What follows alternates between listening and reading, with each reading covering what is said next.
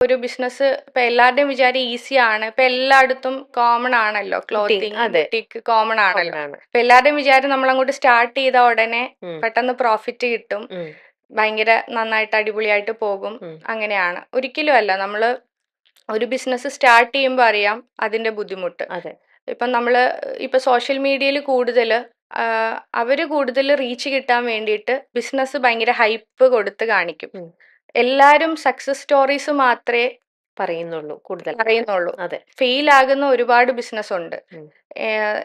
എനിക്ക് പേഴ്സണലി അറിയാവുന്ന ഒരുപാട് പേരുണ്ട് ബിസിനസ്സിൽ ഫെയിലായി പോയി. ഫെയിലായി പോയിട്ടുള്ളത്. അതൊന്നും സോഷ്യൽ മീഡിയ അപ്പൊ പെട്ടെന്ന് കാണുമ്പോൾ എല്ലാവരും ചാടി കയറി ബിസിനസ് തുടങ്ങുന്ന ഉം. അങ്ങനത്തെ ഒരു ഇപ്പൊ ഈ 9 to 5 അതുപോലെ തന്നെ ഉള്ള ഒരു കാര്യമാണ് 9 to 5 ജോബിനെ ഭയങ്കരമായിട്ട് ഉം.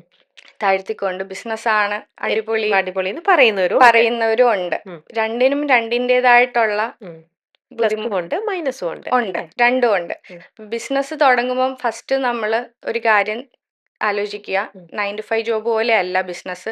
നമ്മൾ നല്ല രീതിയിൽ പ്രഷർ അനുഭവിക്കേണ്ടി വരും. അതെ അതെ.